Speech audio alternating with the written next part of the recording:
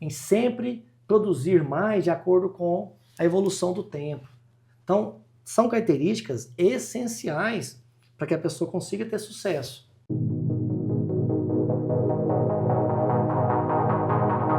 Olá, ouvintes do NicoleCast. Hoje vocês estão vendo uma pessoa diferente aqui. Meu nome é Guilherme Gondim, eu sou um dos profissionais de marketing que atua aqui no escritório e hoje a gente vai inverter um pouco os papéis. Eu vou entrevistar o Dr. Luiz. A gente quer saber um pouco mais sobre a vida dele, a gente quer saber mais como que tudo isso aqui aconteceu. É uma satisfação, doutor, poder estar aqui, poder inverter esses papéis. Confesso que eu estou até um pouco nervoso, né? Devo estar ficando vermelho, mas é normal ocupar esse espaço que o senhor ocupa de uma forma tão... com tanta elegância, né, com tanta classe, é uma honra para mim e eu me sinto muito feliz de poder estar aqui com você. Obrigado, Guilherme. Eu também fico feliz por nós estarmos nesse bate-papo, né? Um pouco nós já falamos no dia a dia, às vezes vocês me perguntam sobre como é que é na fazenda, como foi na sua experiência na OAB, e aí essa ideia veio justamente reunir tudo isso em um conteúdo para nós apresentarmos para aqueles nossos ouvintes e também os nossos amigos e clientes que acompanham o nosso podcast, NicoleCast. Então, estou aqui também ansioso para ouvir um pouco das suas perguntas, para que eu possa atender a expectativa, né, daquilo que o nosso público e vocês estão programando. Perfeito. Antes de tudo, já aproveita, curte nosso canal, ativa o sininho para você sempre receber notificações quando a gente lançar um novo podcast. Siga também nossas redes sociais, @NicoleADV, nos principais redes sociais, Instagram, Facebook, TikTok, LinkedIn. Então, conecta lá que você vai ter acesso aos principais conteúdos de direito e também conteúdos de atualidade. Então, antes da gente começar, vou introduzir um pouco aqui sobre o Dr. Luiz. Ele que é advogado, ele é gestor executivo, especializado em Direito e Processo do Trabalho, com mestrado também na mesma área no Centro Universitário do Distrito Federal. Fundou aqui a Nicole Sociedade de Advogados e ele já foi conselheiro da OAB por 9 anos, de 2013 a 2021, e hoje é conselheiro da OAB Prev. Além disso, ele é empresário e produtor rural e um dos proprietários da fazenda Morro Alto, lá em Arizona, que produz leite e grãos desde 77, hein, doutor? Então, seja bem-vindo ao seu podcast. E para a gente começar, conta um pouco para a gente sobre a sua história aqui, né? Como que foi a questão de fundar aqui a Nicole? Como que surgiu essa ideia? Complementando, né? Sou casado e pai de 3 filhos. Talvez essa seja a descrição mais importante da minha vida, né? Mas é apenas uma brincadeira, não é que faltou. Mas eu gosto sempre de ressaltar a questão da família. É um cristão valoroso. É um cristão valoroso, é o que me sustenta, o que me mantém. E quando você me pergunta, né, o que te levou a fundar o escritório? Justamente por essa presença que eu tenho de Deus, né? É muito forte o que Deus tem agido poderosamente na minha vida. E eu reverbero isso com muita seriedade, com muita tranquilidade, porque eu sou testemunho do que Deus, de fato, é possível fazer nas pessoas, desde que as pessoas permitam. E a gente tem esse exemplo aqui, né? A gente fala muito de Deus, nós temos uma cultura muito forte do lado cristão, da oração diária. E às vezes, nos momentos de dificuldade, a gente fala, permita que Deus age em você.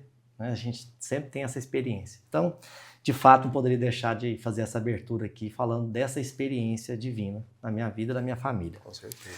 Mas, Guilherme, eu comecei a advogar em 2000, já contei isso algumas vezes, né? E vou resumir hoje, e chegar nesse ponto. A sua pergunta, ela me dá uma oportunidade de explicar algo diferente, né? Então, eu comecei a advogar em 2003, eu tenho uma data muito, muito marcante, né? 14 de junho de 2003 eu fui para o escritório do Thales. Lá na época era Thales, doutora Elade, doutora Darlene. Então eu fui ser estagiário. Então eu fiquei por 6 meses como estagiário, colei grau, fui aprovado no exame de ordem, comecei a trabalhar com a doutora Darlene. Por 4 anos eu fiquei com ela. Quando foi em setembro, 30 de setembro de 2007, eu assumi minha condição de advogado autônomo. E aí eu me tornei membro do escritório Thales Jaime. Naquele momento o escritório foi desfeito, Jaime Morim Mesquita foi desfeito, o Dr. Eladio montou um escritório para ele, a doutora Darlene montou para ela, o Thales montou o dele também naquela mesma estrutura e eu fiquei nessa estrutura. Então ali começa a minha história. 2007, 2008, 9, 10, e aí fui crescendo. Graças a Deus foram chegando ações que foram, amigos foram indicando, né? A advocacia ela é assim, quando você forma e você abre um escritório, não são de imediato as conquistas. Elas não acontecem de um dia para o outro. Então, às vezes você recebe um cliente hoje, uma vez por mês, de vez em quando 2 vezes por mês. Inicialmente são os amigos, familiares. Então, advogado que não advoga para amigo e não advoga para familiar, ele está começando errado a sua carreira. Prestador de serviço tem muito Prestador disso, de serviço, né? você começa com as pessoas do seu convívio. Uhum. E aí, você fazendo um bom trabalho, os amigos começam a te indicar. A te indicar, a comentar, olha, fui bem atendido, um jovem advogado, mas estudioso, atencioso, zeloso, cuidadoso, trabalhador, trabalha de cedo até a noite. E aí começa a ser feita uma multiplicação dessas informações. Então assim foi. Comecei ali em 2007 como autônomo, não tinha nenhum cliente, nenhum. Me lembro que de setembro, quando eu de fato assumi a condição de advogado autônomo, até janeiro de 2008, de setembro de 2007 a janeiro de 2008, eu não peguei nenhuma ação. 0. Ficava o dia inteirinho dentro do escritório, sem o que fazer. E nesse momento eu estava trabalhando, estudando, olhando processos antigos que eu já acompanhava com a doutora Darlene. Ela já tinha saído do escritório, mas eu auxiliava ela em algum outro processo. Eu não tinha demandas ainda, não tinha clientes. Conversava muito com os colegas mais experientes do escritório. Aí, naquele momento, estava Vitor Hugo, Tadeu Bastos, o próprio Thales, que foi sempre muito aberto com a gente, contar as experiências dele. Hoje nós temos um podcast, hoje nós temos as redes sociais. Antigamente não tinha. Não tinha, nessa época não tinha isso. Mas a gente saía para almoçar, a gente, às vezes, numa tarde, sentava uma roda de amigos, ia conversar, ia contar uma experiência de júri. O Thales, na área criminal, sempre contou as experiências que ele tinha de audiência de júri. Então, terminava uma audiência, terminava um júri, e nós sabíamos daquela agenda dele, a gente ia, então, ter um bate-papo, ter com ele ali um momento de aprendizado. Então, Laílson, o próprio Tadeu Jaime, filho do Thales, o Vitor, o Cláudio Bisinoto, Tadeu Bastos, Cláudio Bisinoto, Laílson, Vitor, Tadeu Jaime. Eu posso agora me falhar aqui a memória, mas nós tínhamos mais colegas que foram passando por ali naquele momento. O Auro Jaime, que nós já falamos a respeito disso aqui. Aí, doutora Sônia, depois a Sônia veio também nesse período. Enfim, então a gente sentava às vezes e ia conversar. Né? Então, nesse período de setembro a janeiro de 2008, eu não tinha clientes, não tinha ação, não tinha o que fazer. Mas estava ali estudando, acompanhando julgamentos, eu ia fazer audiência, acompanhar a audiência, fazia leitura. Ia pegando experiência. Ia pegando experiência, né? O dia que chegou o primeiro cliente, que eu atendi esse primeiro cliente, era empregado, me veio com uma ação contra uma empresa. Atendi, ele me passou o ponto de vista dele, porque o cliente, normalmente, ele sabe o que ele quer. Quando ele vai atrás de um advogado, ele sabe a experiência dele, que ele viveu lá. Normalmente, ele sabe grande parte dos direitos dele e ele já vem direcionado. Tanto é que, se eu for atender um cliente, já fiz isso algumas vezes, quando eu inicio um atendimento, se o cliente não souber o que ele quer, eu já fiz assim, até uma forma até um pouco grosseira. Volta para casa, tente entender quais são os seus direitos e você volta aqui. Jamais eu induzi um cliente a falar assim, vamos fazer assim. Por quê? Porque na hora do depoimento pessoal, é ele que vai depor, não sou eu. Então, o cliente precisa saber qual é o interesse dele, qual é o objetivo dele. Ele tem que estar convicto, né? Hoje mesmo, o cliente mandou uma mensagem para mim, relatou uma mensagem extensa, relatou um problema. Aí eu perguntei, E qual é a sua perspectiva? Em que eu posso te ajudar? Não, eu queria ver se eu estou com... Meu pensamento está correto. Sim, está correto. Aí eu fiquei esperando. Falei, em que mais eu posso te ajudar? Eu posso entrar com ação? Não, você não pode entrar com ação. Você tem que passar isso para o seu empregador dizendo que você está chateado com isso, com isso, com isso, com isso, com isso. Direcionei o cliente. Uhum. Então, quando chegou a primeira ação em fevereiro, mais ou menos de 2008, peguei esse processo, fiquei estudando ele mais de semana e comecei a desenvolver uma petição inicial, né, a montar do processo. E ali eu fiquei, talvez, uma semana envolvido com aquele caso. Fazia, apagava. Escrevia, no outro dia eu lia de novo, não achava uma peça bem feita, relia, levava para casa, eu imprimia as peças, levava para casa para a Juliana me ajudar na revisão, que a Juliana formou em letras, então ela tinha uma experiência com o português muito melhor que a minha. Aí, eu fiz, foi a primeira ação, fiz o protocolo, logo depois marcou a audiência, fomos para a audiência, eu e o cliente, deu certo, fiz um bom trabalho, ele já me indicou para um outro colega, e assim começou a minha advocacia. Então, 2008, 2009, 2010, 2015, eu já sentia a necessidade da emissão de notas fiscais. A gente recebia o crédito do cliente e fazia o repasse para ele, do crédito dele. Uhum. Se eu recebesse um empresário, eu tinha que emitir uma nota por conta de comprovante de despesa da empresa. Eu não tinha nota. E aí eu dava recibo. Aí eu caí na malha fina, virou uma dificuldade. Cheguei no Thales, falei, Thales, eu preciso constituir uma empresa para eu emitir nota dos meus clientes. Não, fica à vontade, pode fazer aí. Mas eu posso ficar aqui? Pode ficar aqui. Então, 2015 eu constituí a Luiz Gustavo Nicole Sociedade de Advogados. E continuei no mesmo prédio, lá do Thales Jaime. Quando foi 15, 16, 17, 18, em 19, em 20, aí sim eu constituí, só transformei aquela empresa que eu já tinha em Nicole Sociedade de Advogados, 2020. E na pandemia, o escritório teve um crescimento. Que engraçado, na pandemia. Na pandemia. Foi o período que o escritório, nós estávamos todos em home office, todos, eu em home office, toda a equipe em home office, nós éramos 8 pessoas até então. A equipe já estava sobrecarregada, nós tínhamos um controller, um assistente, um estagiário e o restante de advogados. E um financeiro, que é a Juliana, né? Sempre foi o financeiro. Então a empresa estava sobrecarregada. Aí nós trouxemos 2 advogados. Logo depois vieram mais 2 estagiários. Então, durante a pandemia, 19, 20 e 21, a estrutura que o Thales tinha, a estrutura que eu tinha lá no Thales Jaime, já não suportava mais o time. Aí nisso eu falei, eu vou tentar constituir uma sede própria. Porque esse assunto já havia sido, lá atrás, às vezes eu falava com o Vitor, falava com o Thales, né? Não, você tem que ter o seu escritório, tem que ter o seu espaço.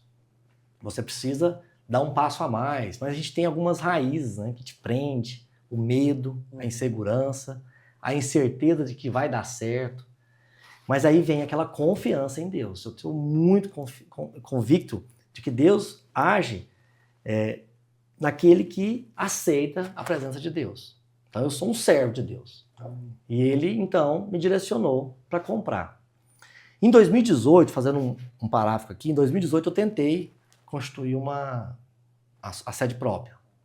Olhei, primeiro eu busquei definir sala comercial ou térrea. Tamanho da sala de 50, de 100, 200 ou uma casa de 300 metros. Então, por diversas vezes eu tentei dar espaço, mas não era o tempo. Não era o momento certo. Não era o momento, porque as coisas não encaminhavam, não ia. Em 21, me deu um start, um pensamento, me deu aquele desejo, coloquei na presença de Deus, nós temos um oratório em casa, Juliana e eu colocamos na presença de Deus, e Deus foi conduzindo. Aí eu chamei alguns corretores que eu conheço, marquei numa região que eu gostaria de ter o escritório, eu moro aqui próximo, Então eu marquei, eu quero um escritório que seja entre tal região e tal região, entre tal rua e tal rua. No segundo dia eu cheguei até essa casa. Então, algo que quando é para acontecer, acontece no mais rápido tempo. É o tempo de Deus, não é o meu tempo, né? O meu desejo. O meu desejo, de acordo com a vontade de Deus, as coisas encaminham. Então, achamos essa casa, eu entrei e fiquei encantado com ela. Era uma casa que já estava fechada há 3 anos. E aí... Estava esperando. Esperando, né? Estava esperando. E aí iniciamos uma negociação. Na hora da negociação, eu peguei o corretor e o vendedor e fomos lá para o escritório do Thales, para a gente fechar a negociação. Nós já tínhamos avançado, chegamos num ponto, ele de lá, eu de cá, e ele me oferecendo um valor, eu oferecendo outro. As coisas não encaminhavam. Ah, vamos sentar? Vamos lá para o escritório. Isso em maio, mais ou menos, de 2021. Aí, quando nós sentamos, todo mundo de máscara, pandemia, e o dono da casa olhou para mim, ficou me olhando assim, como se ele tivesse me reconhecido. E eu não o reconheci. Aí ele falou assim, qual que é o seu sobrenome mesmo? Eu falei, Nicole. Aí ele virou para o corretor e falou assim, pode vender a casa para ele e parcelar do jeito que ele está pedindo? Porque se ele não pagar, o pai dele paga. Aí eu olhei, né, que foi surpreendente para mim, e falei, quem é o senhor? Ele falou, não, você não precisa saber quem eu sou. Mas eu sei com quem eu estou tratando. Então a casa está vendida, eu faço o valor que você quer, da forma que você quer pagar, e a chave está aqui. Ó. O corretor ficou olhando. Né? Mas você já vai passar a chave? Não, pode passar a chave. Eu tenho certeza com quem eu estou tratando. E eu já dormi na casa dele. Então isso foi muito bacana, porque ele é sobrinho da minha tia. Eu já ouvi essa história e arrepiei de novo. Ele é sobrinho da minha tia, só que é um senhor, ele já deve estar com 70 anos. Então ele é um sobrinho mais velho da minha tia, mas na verdade não é da minha tia, do meu tio, né? Então a minha tia é casada com a minha mãe, foi a que morreu envenenada, ela é casada com o tio João e ele é sobrinho do tio João. Só que eu nunca tive contato, não é meu familiar, é familiar do meu tio, né? Então mas ele me conhecia. Lá, eu não era nem nascido, um dia ele foi na casa do meu pai, em Arizona, num casamento, e ele ficou lá em casa. Depois ele me contou essa história. Enfim, e assim foi. Fizemos a aquisição dessa casa e projetamos o escritório, já contei isso aí em outras oportunidades, né? Projetamos o escritório. Para quem não viu a entrevista com o Giovanni. Tem a entrevista com o Giovanni, tem a entrevista com o Fábio, que ele fez comigo também aqui, falando sobre a construção, né?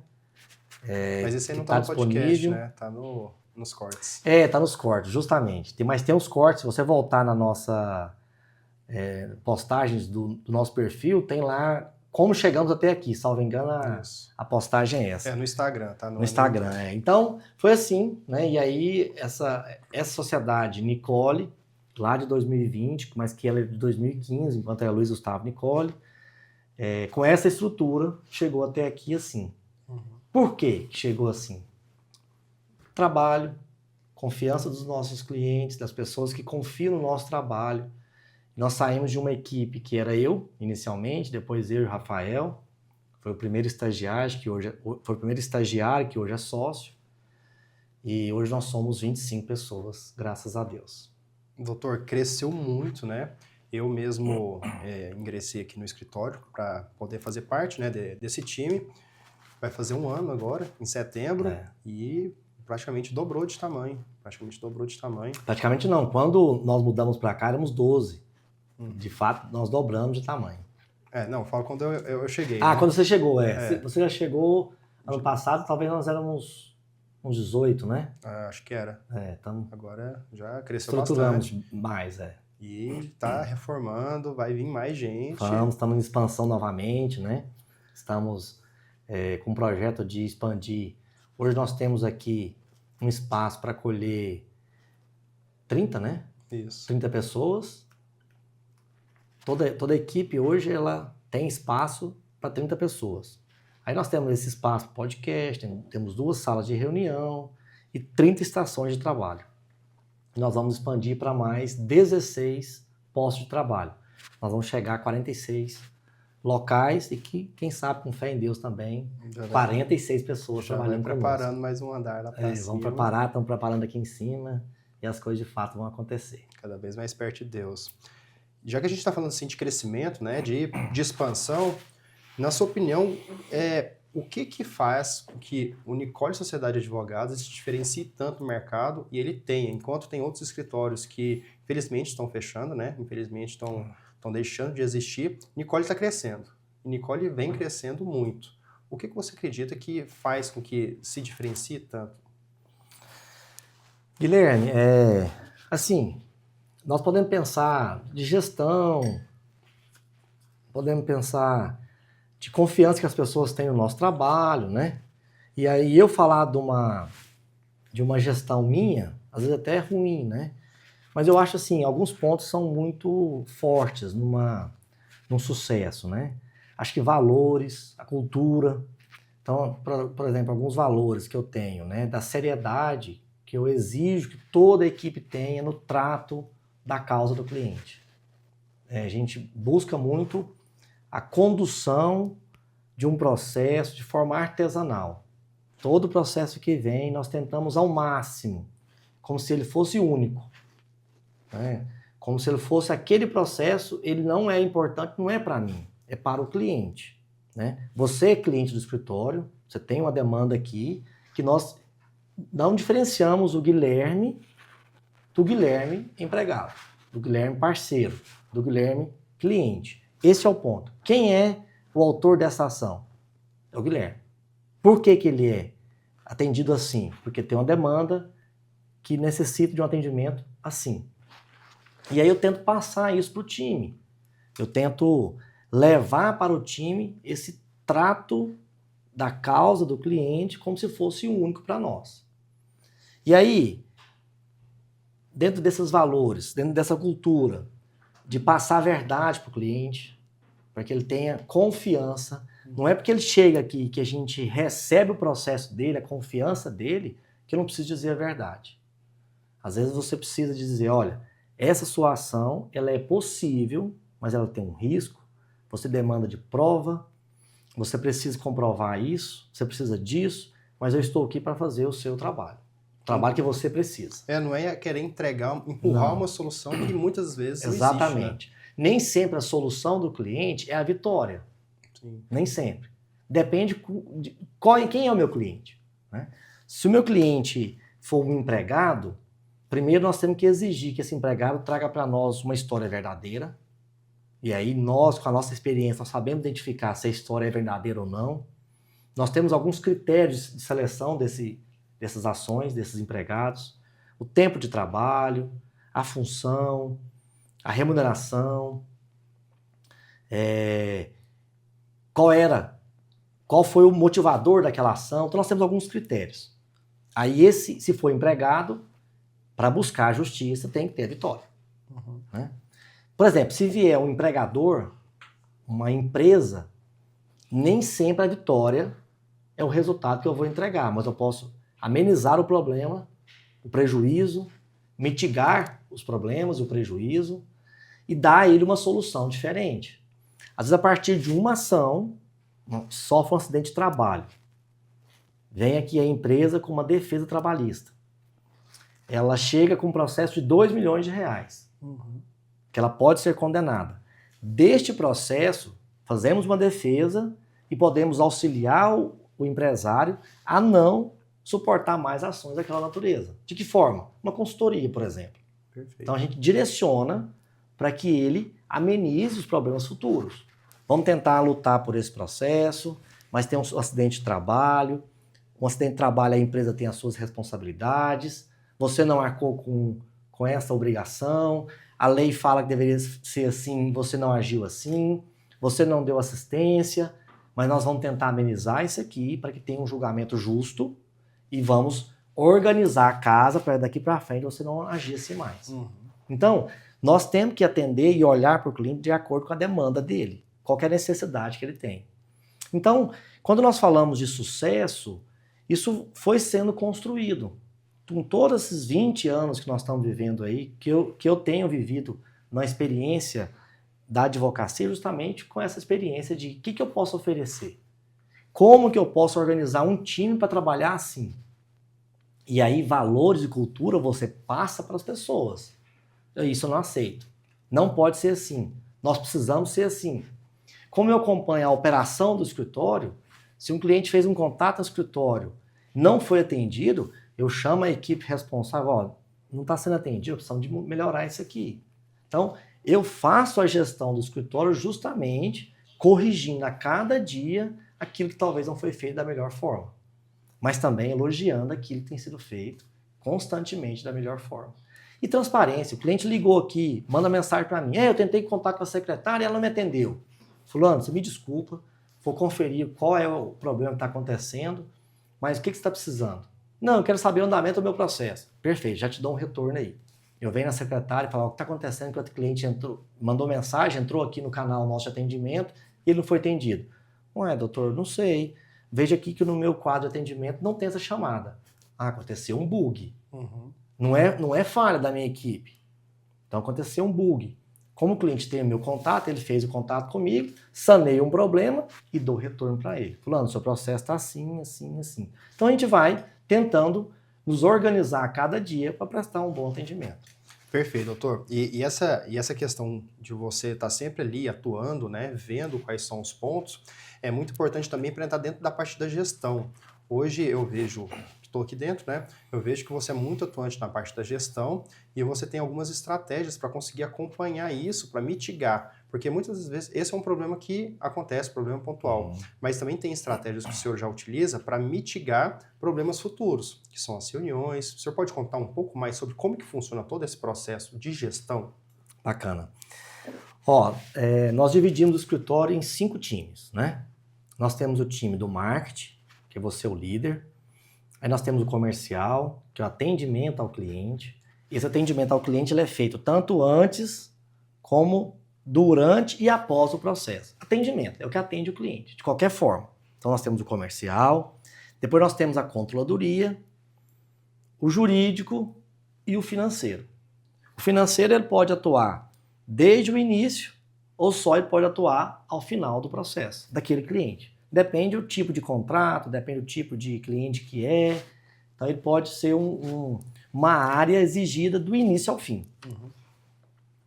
E aí eu tento me organizar com todos esses líderes. Nós temos a reunião de líderes internamente, né? Então nós nos reunimos coletivamente, os 5 líderes, e tratamos das necessidades de cada área.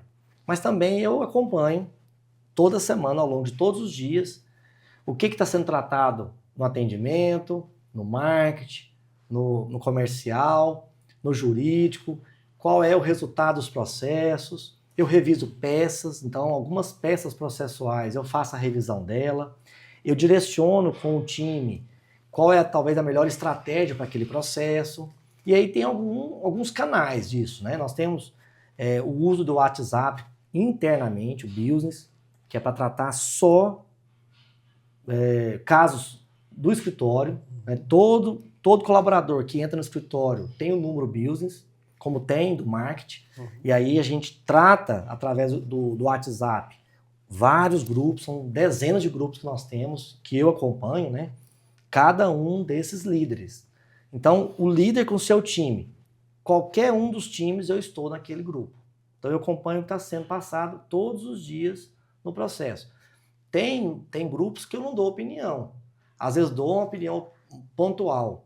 Eu trago ali um direcionamento, trago uma sugestão.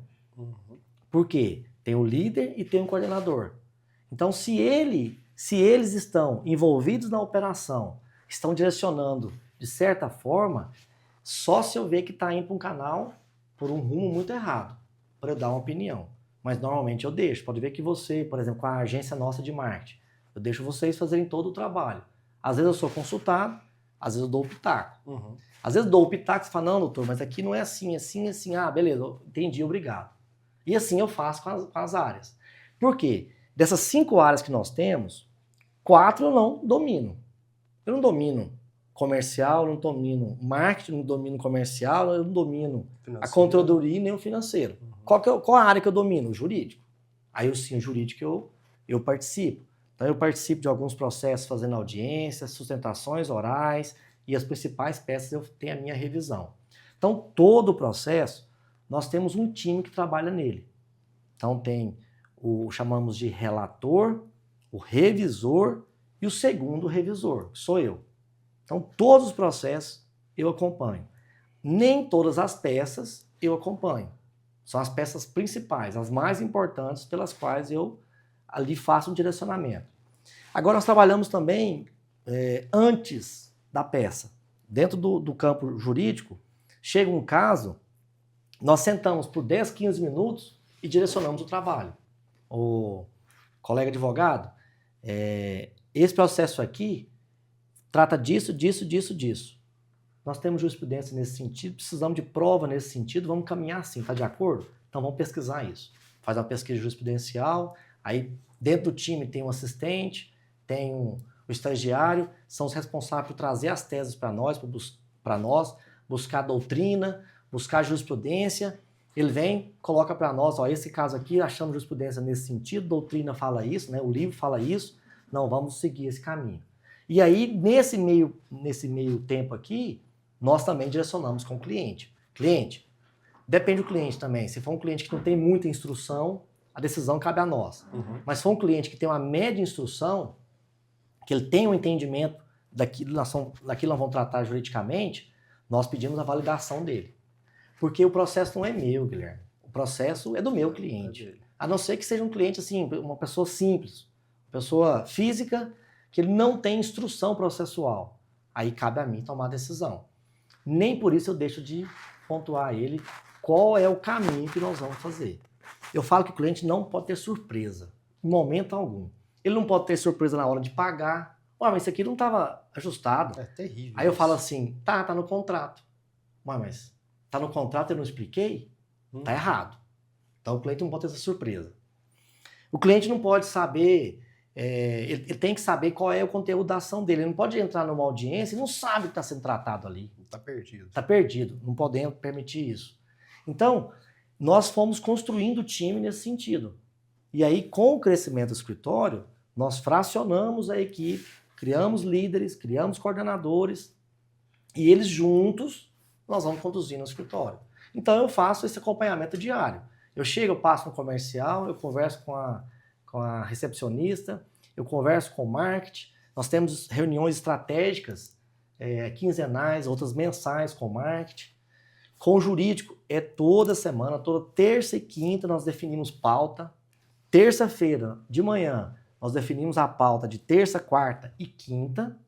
Quinta-feira de manhã, nós definimos a pauta de quinta, sexta e segunda. Terça-feira de manhã, terça, quarta e quinta, e assim vai. Então eu acompanho todos os prazos do escritório, todas as audiências, citações orais. A equipe vai fazer uma audiência, nós temos um alinhamento prévio. Ó, esse caso aqui assim, assim, assim, assim.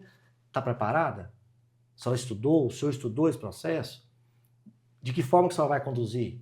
Não, aqui, doutor, vamos fazer assim, assim, assim. Está de acordo, pode ir. Eu valido. Então é assim que a gente tem feito essa gestão. Então, você está me explicando aí que teve todo um processo, né? Teve todo um fluxo, conforme foi crescendo, você foi estruturando, e eu acho que um dos pontos mais importantes dentro de um gestor mesmo, de um empresário, é ter essa consciência, essa humildade de que você não tem que necessariamente saber tudo, você tem que ter noções, até para saber o que cobrar, saber até onde que cada equipe pode ir, mas muito assertivo essa parte de você conseguir ter ali o que a gente chama ali de gestores que demandam ali, né, os gerentes, né? Então, muito interessante. E aí, já que a gente está falando de fluxo de processo, explica aí, para quem não conhece, como é que funciona o fluxo de um processo de um cliente que ele está em dúvida se ele tem um direito, se ele não tem, como que ele faz para contatar o escritório, e aí depois, até onde que é o final. Perfeito, olha só. Todo cliente, quando ele entra aqui no escritório, ele tem o meu número. Todo cliente, quando precisa saber como é que está o andamento do processo dele, é através do meu número. Ele vai falar comigo. Ele não tem ninguém que vai atender ele, sou eu. Faço questão disso.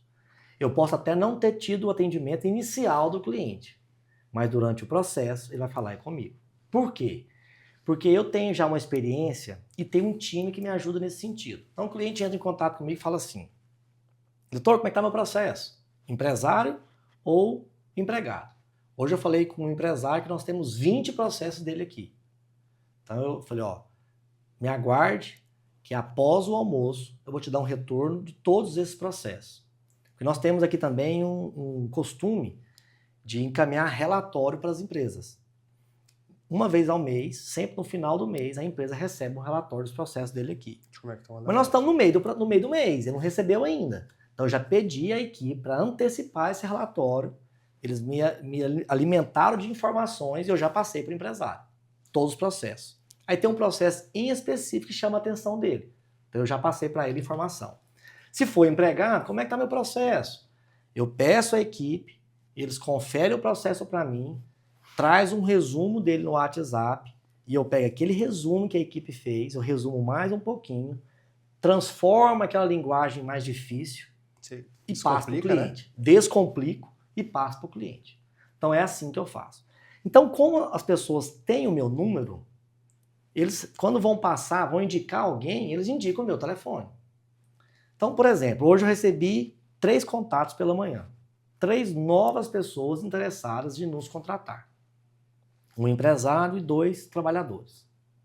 E aí, lembrando que eu não faço distinção. Se é empregado, se é empregador, eu estou aqui para atender quem nos procura e defender o direito do cidadão, seja pessoa física ou se for pessoa jurídica da empresa. O direito é do cidadão. Então eu não sou sindicato, eu não advogo para um tipo de pessoa só. Eu advogo para quem precisa. E aí, ainda mais nós estamos transformando o escritório em full service, para atender todo tipo de matéria. Então é assim que a gente tem crescido.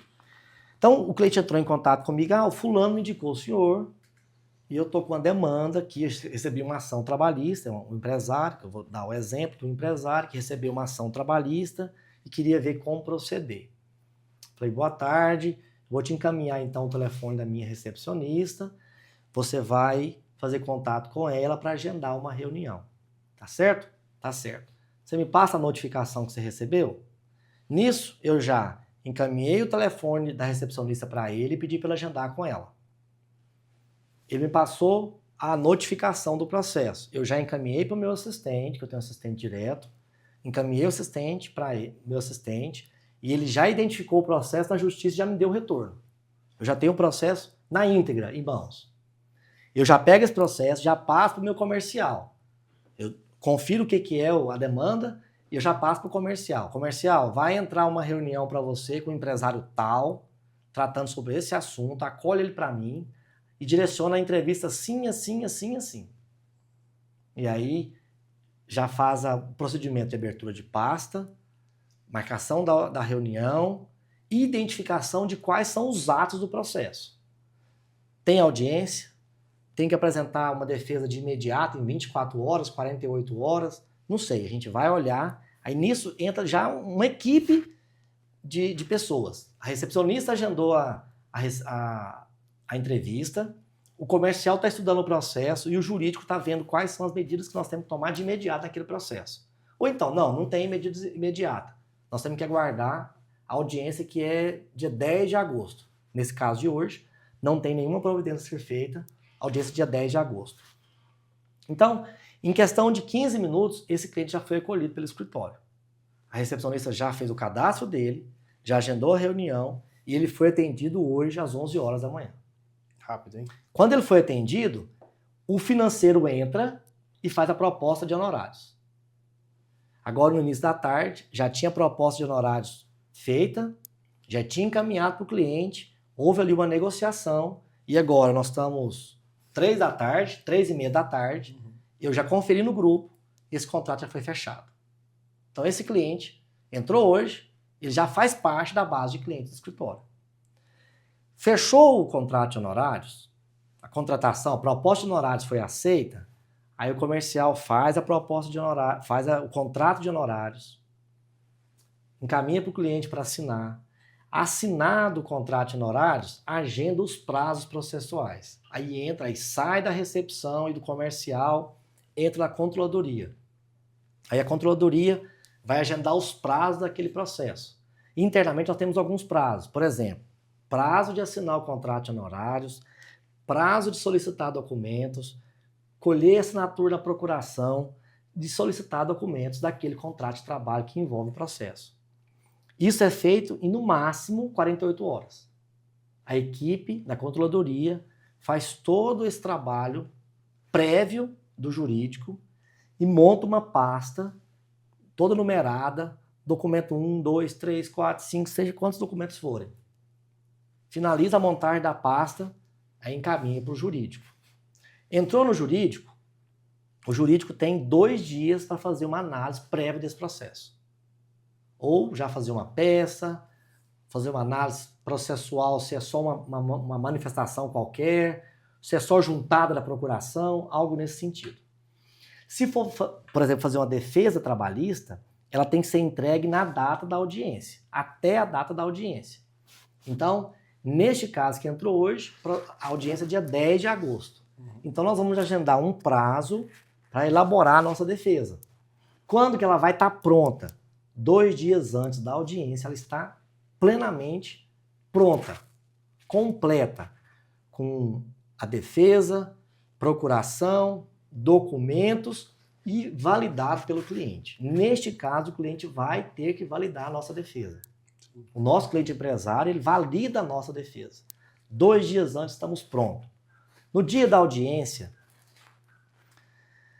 2 horas antes, nós reunimos com o cliente e passamos para ele qual é todos os pontos do processo. Ele entra na audiência, seja ela virtual ou presencial, plenamente consciente do que ele vai se deparar.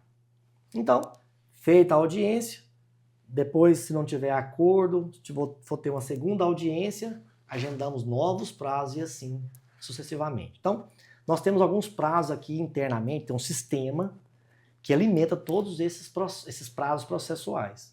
Então, todos os nossos prazos, eles devem estar prontos 48 horas antes do prazo fatal.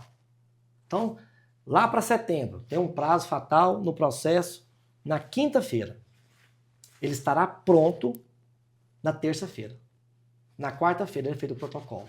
Nós sempre fazemos o protocolo um dia antes, que é um prazo de segurança. Já aconteceu de pimba, acabou a energia aqui no escritório. Acabou a internet. Sexta-feira mesmo, nós não tivemos internet de 3 horas para tarde, você estava aqui conosco. Hoje é segunda-feira, nós estamos falando de sexta-feira passada. A internet acabou aqui na quinta-feira. A internet acabou aqui no escritório. Nós temos 2 empresas que fornecem para a gente aqui internet, e as 2 empresas deu um problema. Os prazos daquele dia já estavam todos eles cumpridos. Nós não nos preocupamos, apenas prorrogamos para o dia seguinte. Então isso pode acontecer. Eu sempre falo que se no dia do prazo fatal aconteceu algum desastre, a pessoa responsável de fazer aquele prazo não conseguiu fazer, estou tranquilo, tem mais um dia que me dá segurança. Gestão de riscos. Gestão de risco. Né? Eu falo assim, se você morrer, meu filho, se você morrer, você tem que me dar 24 horas para organizar o escritório. Então, se você morreu hoje, eu te enterro amanhã, mas de tarde eu tenho que estar com isso aqui pronto. Eu sempre brinco com isso aqui no escritório.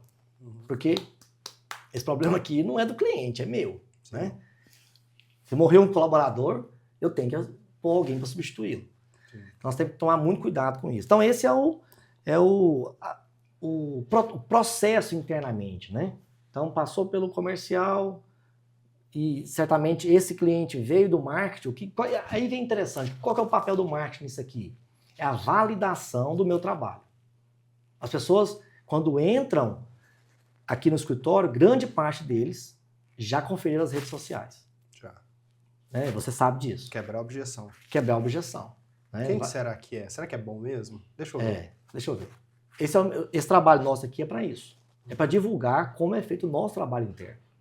Quais são os critérios de segurança que nós temos. Né? Eu sempre falo, nós temos seguro de vida para os nossos colaboradores, mas temos também seguro processual. Se alguém do escritório errar, nós temos um seguro para não provocar prejuízo no meu cliente. Eu não posso permitir um erro. Dá uma segurança. Né? Dá uma segurança. Então, tudo isso são critérios para a gente trazer o melhor serviço para o cliente, aquele que confiou no nosso trabalho. Então, todo esse ciclo, né, até chegar ao final do processo, a gente tem esse passo muito bem definido, muito bem estruturado e muito bem direcionado para que o cliente saiba o que está acontecendo no processo dele. Perfeito. A gente falou então de processos, né? De como que tudo isso tem acontecido, mas de nada adianta ter processos, ter uma estrutura, igual a gente tem aqui, né? Belíssima. Se a gente não tiver pessoas por trás para poder entregar com qualidade, comprometidas. E esse hoje é um grande desafio, né, doutor? Conseguir, primeiro, trazer boas pessoas. O mercado está muito complexo, está muito difícil em todas as áreas, mas como que o senhor enxerga assim no ponto de vista da advocacia? A gente tem crescido, né? A gente tem buscado contratar, a gente tem recebido muitos currículos, mas no ponto de vista do senhor, como tem sido isso? Qual tem sido o desafio, inclusive para reter os talentos que a gente tem? Guilherme, hoje nós estamos aqui com 2 novos colaboradores que estão entrando no time, estão sendo treinados. E você fez parte dessa programação de treinamento para os novos colaboradores. Você foi um dos que nos auxiliou nesse método de treinamento. Então, ele não iniciou o dia hoje às 8 horas da manhã. Hoje é o primeiro dia do colaborador, a carteira dele já está assinada e ele começou às 14 horas. Mas por que às 14 horas? Porque pela manhã, quem é responsável do treinamento não tinha tempo para treiná-los. Então nós pegamos os 2 colaboradores e marcamos para eles iniciarem o dia às 14 horas. E das 14 às 18, eles estarão em treinamento. Eles vão entender tudo do escritório, desde que aonde tem um banheiro no escritório, aonde tem a cozinha, quais são os momentos que ele pode tomar um lanche. Nós servimos o café da manhã, servimos o lanche da tarde, ele pode trazer o almoço, aonde está o micro-ondas para esquentar a comida, a geladeira, isso tudo ele vai aprender hoje. E depois ele vai aprender a manusear o sistema, como que nós manuseamos o sistema. Nós usamos 2 sistemas aqui, um sistema processual, que é o CPJ, e um sistema de arquivos de documentos, que é o Dropbox. Vai salvar um documento no Dropbox, tem um padrão de salvamento. Um padrão de salvar, como que descreve o nome daquele arquivo. 01 procuração. 02 contrato e assim por diante. Então, é um treinamento. E aí, as pessoas precisam ser treinadas para isso. Não que elas não saibam o trabalho, mas elas não sabem como nós trabalhamos. Exatamente. Pode chegar aqui o profissional, posso trazer o melhor advogado dentro de Goiânia. Se eu vou colocá-lo aqui, ele não sabe qual é o nosso procedimento. Ele vai fazer do jeito que ele acha. Do jeito que ele acha, né? E nós já falamos isso aqui muitas vezes. Não faça do jeito que você acha. Você não sabe fazer, pergunte como. Tem um manual, acesse o manual, confira como que deve ser feito isso aqui. Se você não achou, pergunte para o seu coordenador como deve ser feito. Mas não faça do jeito que você acha que deve ser feito. Né? Se vai responder um e-mail, para quem que ele tem que responder o e-mail? É para todo mundo que mandou o e-mail. Para todo mundo tem que responder. O e-mail tem o assunto, como que deve descrever o assunto. Tudo aqui é padronizado.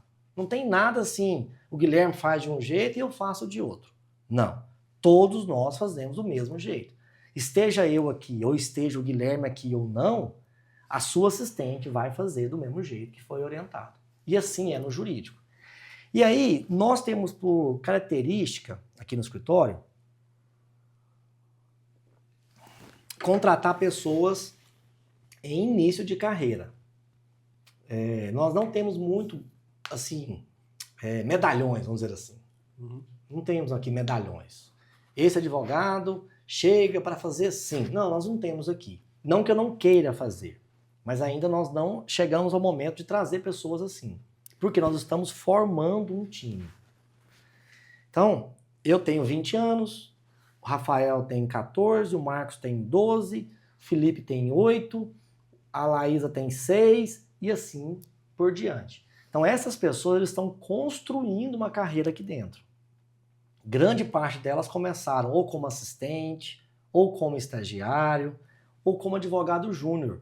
E hoje já são advogado pleno, ou sênior, ou já são sócios. Sim. Então tem uma carreira de crescimento aqui.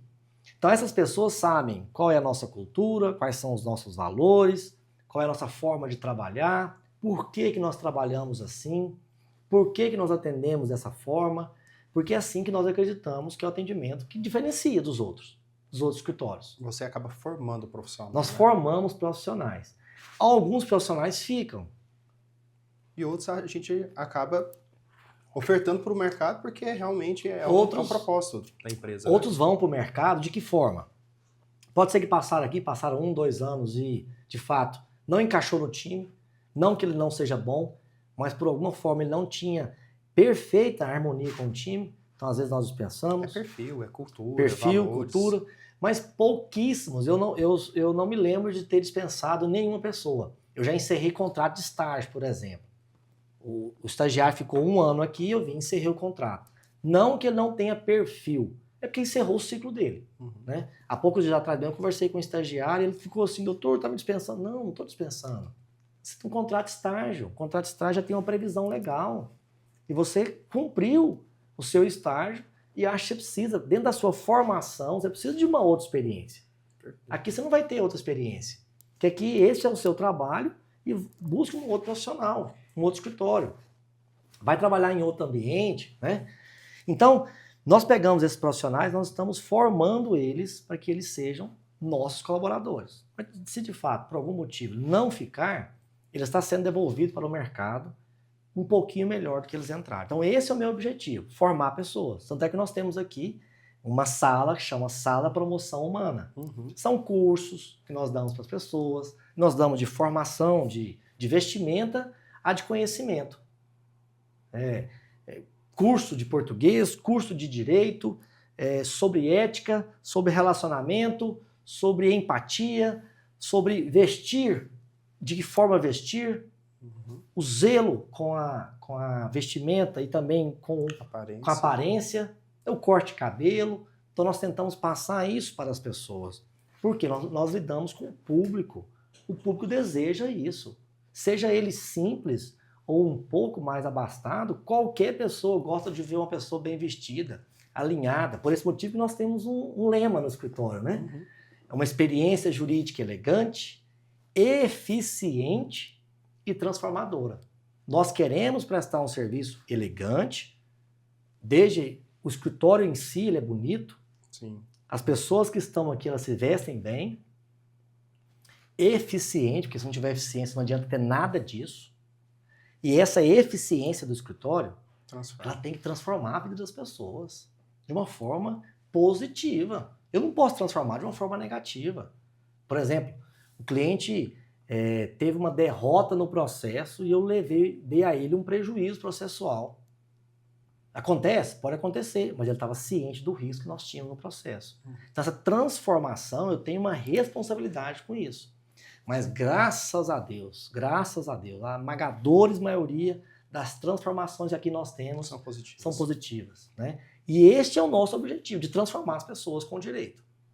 Não, e eu ainda faço um adendo. Dentro da elegância, não está só no porte de vestir, está também no trato, né? Eu acho que esse também é um dos pontos que o dono ele consegue passar muito bem para os seus liderados, né? Para toda a equipe, e a equipe consegue passar. Então, em todos os momentos, eu como profissional de marketing especialista na parte de relacionamento, eu vejo desde o momento que eu entrei aqui, o trato, o zelo de todas as pessoas, né? Desde a recepcionista, do comercial, do jurídico, controladoria, dos sócios, da dona Lourdes da limpeza, do Edberto. Então, todos aqui tratam muito bem, tratam de forma muito elegante, cada um dentro da sua simplicidade ou da sua robustez, né? Da sua sofisticação, mas todos tratam isso de forma muito elegante. Graças a Deus. E o senhor tem falado, né? Até citou um pouco sobre essa questão da formação, e é um ponto importante, né? E um dos pontos que o senhor aqui utiliza para não só para reter talentos, mas para também transformar, que a gente não está transformando só a vida dos clientes, está transformando também a vida de quem está trabalhando aqui. Primeiro aqui, né? Principalmente aqui. Depois conseguir fazer de O membro da equipe é o primeiro cliente, né? Porque se ele não compra aquilo que você vende, como é que ele vai vender? Ele não vende. Então toda essa parte que você tem feito de incentivo à educação, que também tem, né? Incentivo não é só os treinamentos que você traz internamente, também tem os treinamentos que você incentiva que façam fora. E esse ano mesmo o senhor deu uma cutucada em todo mundo. Pessoal, vai lá, busca uma pós, busca uma especialização, busca cursos, porque é isso que vai te diferenciar no mercado. E o senhor já tem começado a perceber frutos desses incentivos, que não só educacional, né? O senhor também está muito preocupado com a saúde física e mental. Bem lembrado, né? Nós temos aqui, e aí, trazendo essa informação, que esse bate-papo aqui não é eu te contando uma história somente, né? Mas também levando esse conhecimento do nosso internauta. Mas nós temos aqui alguns benefícios para o time, né? Toda a equipe aqui ela tem uma modalidade contratual. Alguns prestam serviço, outros são empregados, todos esses que são empregados têm carteira assinada. Então, nós primeiro prezamos por isso. Nós darmos segurança à nossa equipe. Então tem carteira assinada, tem seguro de vida, tem plano de saúde, Unimed, plano de saúde bom, né? Não é um plano de saúde apenas para preencher, né? Requisitos de contratação, mas é um plano de saúde bom. Então, os benefícios, vamos voltar aqui. Plano de saúde, seguro de vida para toda a equipe, inclusive para os sócios, o mesmo seguro de vida. Aí nós temos um benefício da Bolsa Estudo. Então, quem faz qualquer tipo de formação, pós-graduação, um curso de gestão, o que quer que seja, é um curso de capacitação, se for presencial, o escritório contribui com 40%. Se for virtual, o escritório contribui com 20%. Por que da diferença? Porque eu estimulo que seja presencial. Que eu acho que tem muito mais capacidade de agregar conteúdo do que o virtual. E, inclusive, o networking, né? O networking, presencial, com certeza, a gente consegue ter mais networking. Exatamente. E também temos um benefício para atividade física. Quem faz atividade física, o escritório contribui com 30%. Por quê? Porque é fundamental a atividade física relacionada no ambiente de trabalho. Nós precisamos de ter atividade física. Isso é fundamental para o nosso crescimento, né? Para o crescimento das pessoas, é o equilíbrio. Nós falamos aqui sobre espiritualidade. Há poucos dias vocês postaram no nosso grupo do escritório falando sobre a necessidade do equilíbrio da atividade física, do conhecimento e da espiritualidade. Sim. Né? Porque essa é a nossa cultura. Nós acreditamos que esse equilíbrio ele é fundamental. Tem dia que eu chego aqui 19 horas, o povo está aqui, gente, vambora? Vambora? Eu não estimulo as pessoas ficarem aqui até 19, 20, 21 horas. Não é saudável. Não é saudável. Isso pode acontecer um dia ou outro? Pode acontecer. Às vezes por necessidade, por demanda. Uma urgência. Mas não pode ser todos os dias. E eu falo isso porque lá atrás eu trabalhava, eu acordava às 5 horas da manhã, começava a trabalhar às 6 no escritório, às vezes até antes, ficava até 10 horas da noite. Foi saudável para mim? Não foi. Não foi. Então eu não quero isso pro meu time hoje. Briga aqui sobre comer açúcar. Quem come açúcar eu brigo, eu dano, eu falo, dou exemplo por conta de diabetes, porque eu sou diabético e eu desenvolvi a diabetes por um mau hábito. Bebida, comida, falta de atividade física. Me tornei diabético. Então, e hoje eu uso a minha experiência para as pessoas. Não come stand de arroz, não. Para que stand de arroz? Porque esse açúcar no café, não precisa de açúcar. Nós estamos tomando café aqui, ó, sem açúcar. E nós estimulamos. Eu conto para as pessoas da minha experiência. Quantas vezes no café da manhã, no lanche da tarde, às vezes um colaborador novo no escritório ainda está habituando com a nossa rotina, aí eu vejo ele servindo, há poucos dias mesmo, uma colega aqui nova foi servir o café, mas pegou 2 sachêzinhos de açúcar e jogou. Aí eu falei, por que você gosta tanto de açúcar? Comecei a perguntar para ela. Fui contar a minha experiência, como que eu deixei de comer açúcar, foi difícil, mas foi importante, perdi peso, hoje sou saudável, mas sou doente. Aí eu falei para ela, você prefere deixar de comer açúcar ou um dia ser doente? Porque é infalível. Quem come açúcar em excesso vai adoecer um dia. Pode adoecer lá na velhice, aos 70 anos. Mas vai adoecer. Inclusive não tem naturalmente na natureza açúcar, né? A gente nós criamos, né? Então, eu não estou dizendo que açúcar é ruim, mas se a gente pudesse diminuir o consumo, seria bom. E principalmente, por exemplo, esse final de semana, aniversário do meu filho, compramos um bolo de uma doceria famosa. Nós temos percebido que ela tem diminuído a quantidade de açúcar. Eu mesmo comi um pedaço do bolo e eu já achei esse bolo muito doce. Hoje ele é menos doce. Por quê? As pessoas têm tomado consciência, tem diminuído a quantidade de açúcar. Vai fazer um consumo de doce, por exemplo, eu gosto muito daquelas bananinhas, zero açúcar. Ela não é diet, tem uma diferença também de diet e zero açúcar. É zero açúcar, sem adição de açúcar. Hoje tem iogurte, hoje tem doce, tem tanta coisa hoje sem açúcar, até o pão francês, hoje já tem pão francês sem açúcar. E olha que engraçado, doutor. Engraçado não, né? Uma informação importante. A OMS declara que existe uma pandemia de obesidade. Sim. Então, são vários estudos aí esse ano falando que as próximas gerações, elas têm, assim, uma catástrofe. A questão da obesidade pelo consumo desenfreado. Porque cada vez mais o acesso a essa alimentação industrializada, né? Ela tem ficado mais facilitada, porque você pega lá, década de 80, 90, não tinha tantas pessoas obesas igual tem hoje. Sim. Por quê? É estresse, aí a pessoa quer descontar o estresse na comida, no açúcar, porque o açúcar eleva o nível de dopamina, então a pessoa fica momentaneamente, feliz, mas aquilo ali é aquela dopamina rápida que logo desce, e aí a pessoa, ela fica entrando num vício, aí acaba se tornando um vício mesmo. E, doutor, o senhor contou aí muito sobre como que funciona o escritório, qual que é a dedicação que tem tanto com o cuidado do cliente quanto do colaborador. Isso fez com que nós hoje, se nós formos olhar lá no Google, né, avaliação 5 estrelas. Para você, como que é trabalhar, né, ser dono de um escritório que é 5 estrelas? Porque não é qualquer empresa que pode falar assim, não, eu sou 5 estrelas. Das avaliações, dos comentários, ser 5 estrelas revela o que para o senhor diante de toda essa trajetória de desafios, de luta lá do começo? Foi difícil, fiquei um período ali, não tive nem cliente, hoje sou um empresário bem-sucedido, de uma família linda, um escritório aqui que ele é classificado 5 estrelas. Guilherme, revela que o trabalho traz resultados, né? Todo o trabalho, toda a dedicação que nós temos, né? A minha família e também o time como um todo.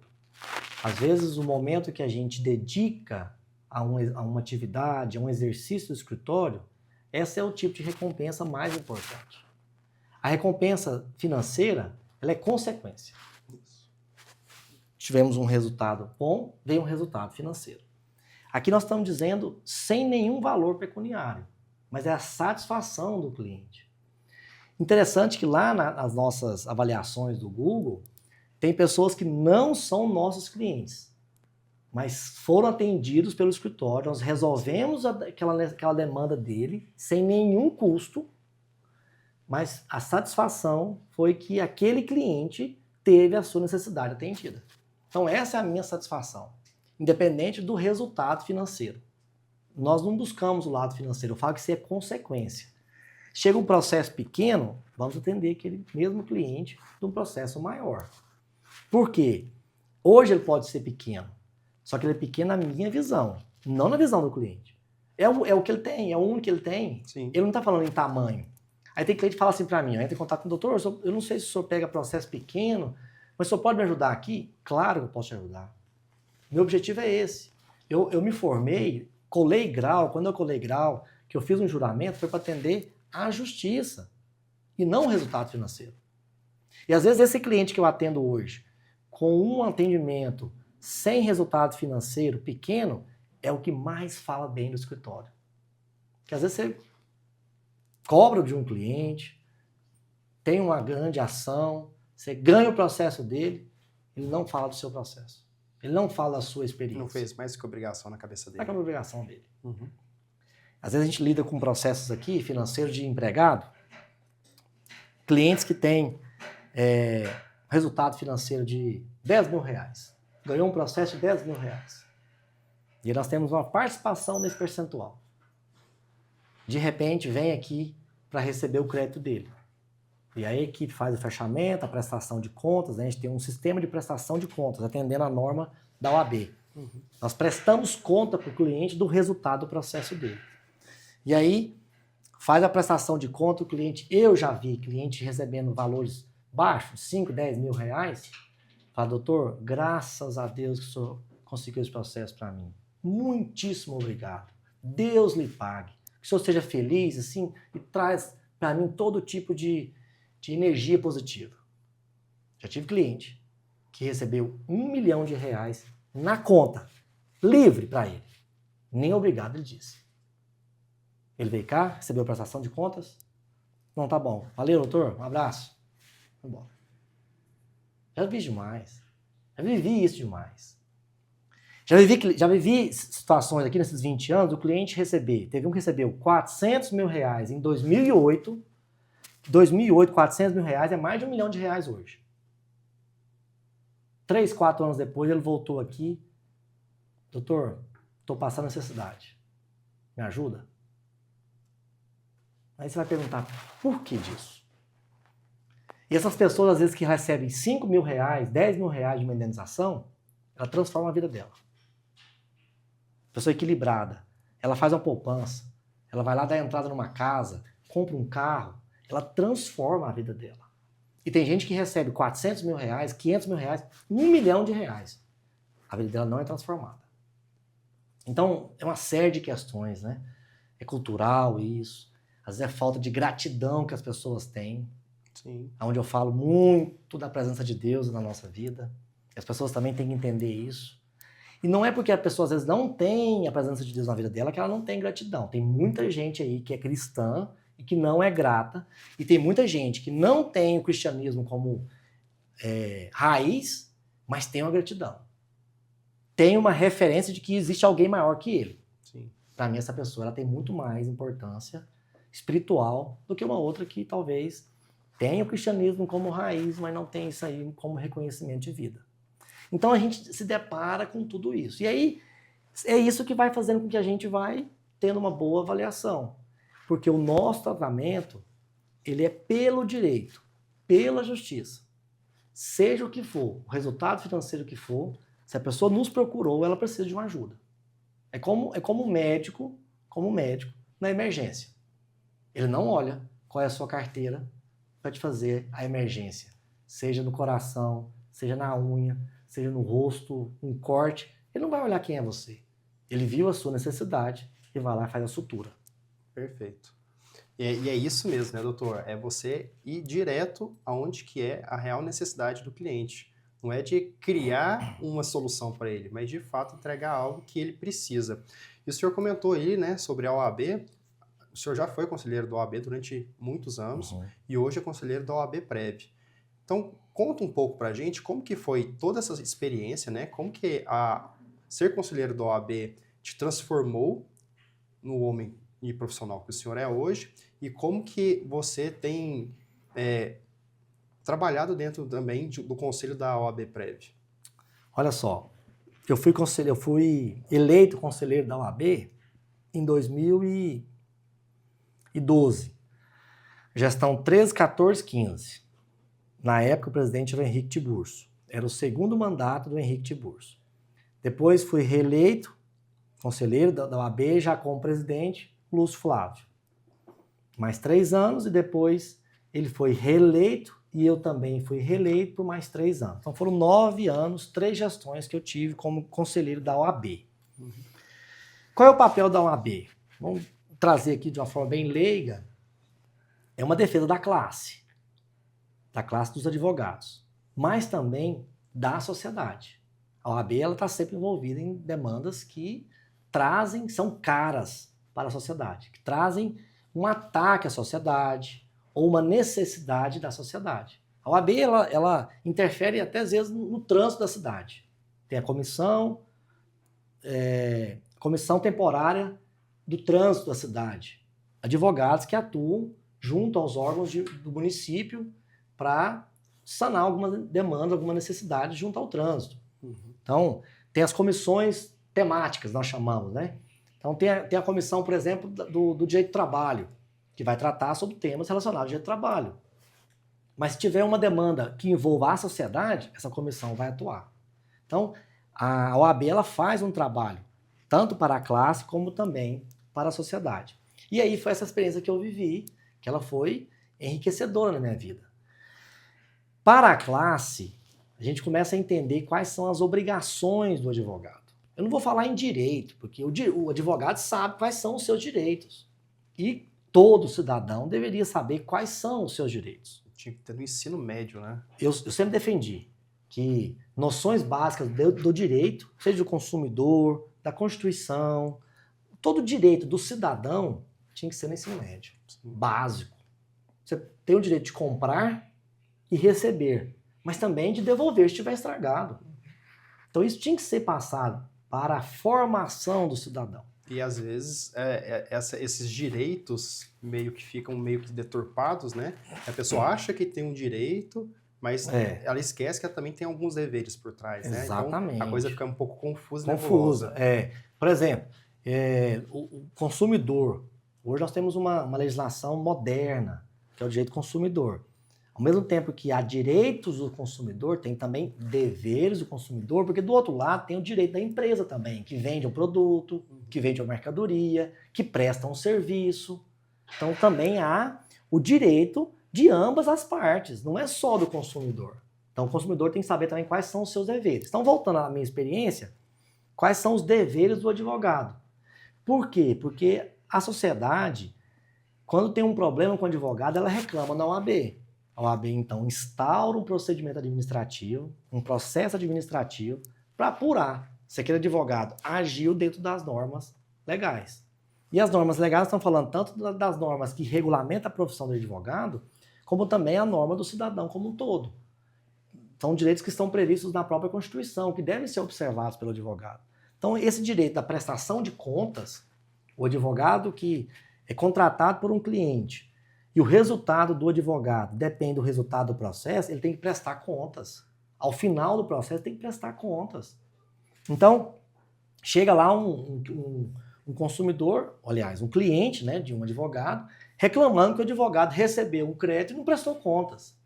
Então, instaura-se um processo, notifica-se o advogado para apresentar justificativas, a defesa naquele processo. Às vezes, marca-se uma audiência de conciliação.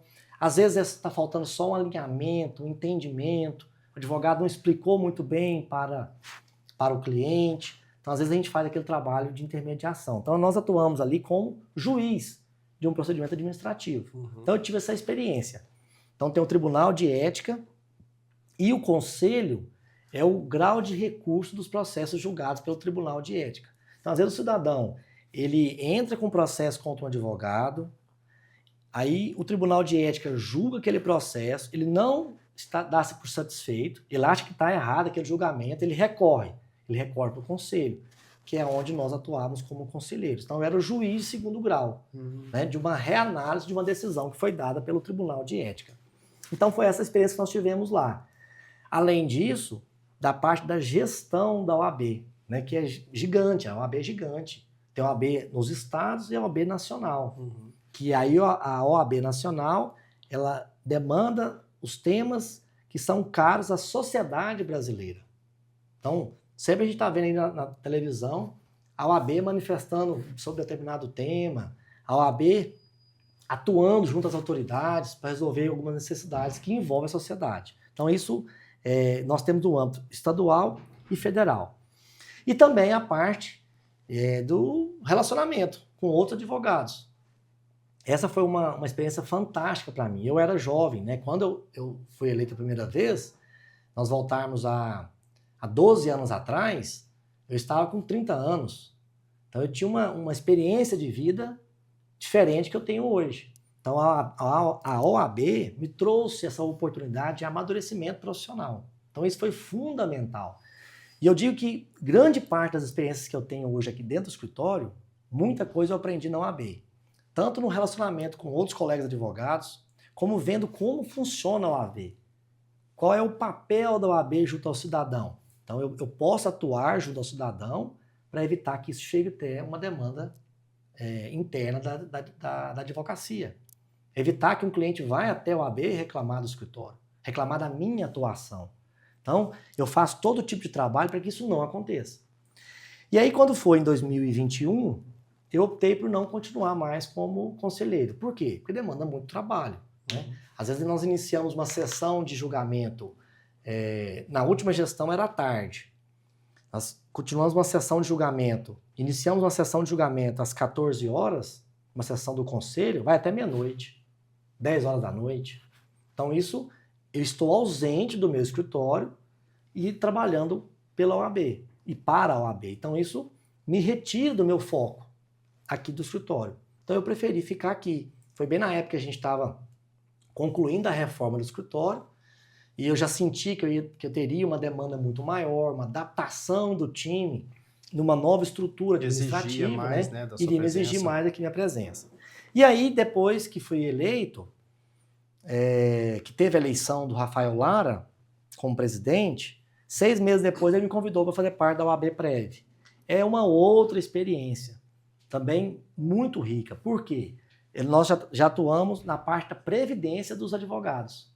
Então, os advogados contribuem mensalmente com um valor, junto com a anuidade, paga-se o valor da previdência. Então, esse dinheiro é administrado pela OAB Prev. Então, eu, como conselheiro, auxilio na administração dessa previdência.